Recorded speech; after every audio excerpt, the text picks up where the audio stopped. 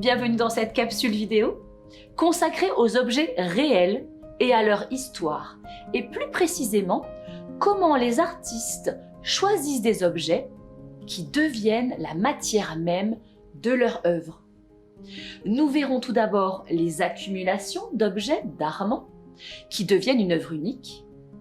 Puis Cornelia Parker nous montrera comment elle redonne vie aux choses détruites. Enfin, Bertrand Lavier nous étonnera avec les rencontres étonnantes qu'il organise entre des objets du quotidien.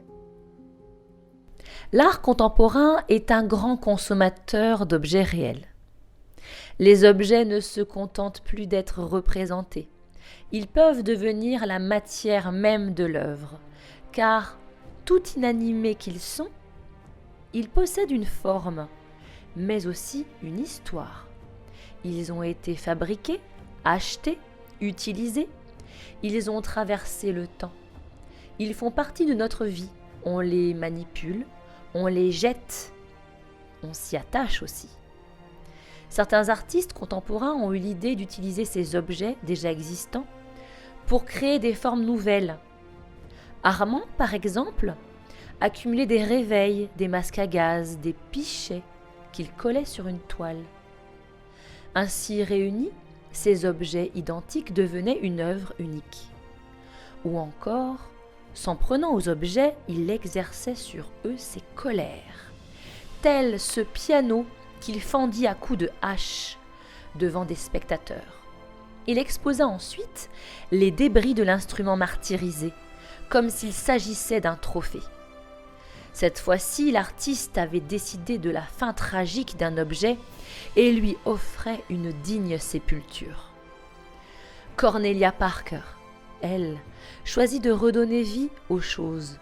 Dans cette œuvre, elle a réuni les vestiges calcinés d'une église qui avait presque entièrement brûlé lors d'un incendie.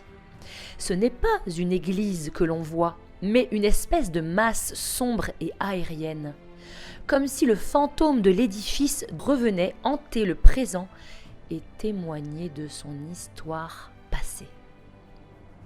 Pour Bertrand Lavier, peu importe l'histoire des objets, ce qu'il aime, c'est organiser des rencontres incongrues. Quoi de plus commun que ce réfrigérateur et ce siège? Ils n'ont rien d'unique, ils sont d'ailleurs simplement désignés du nom de leur marque.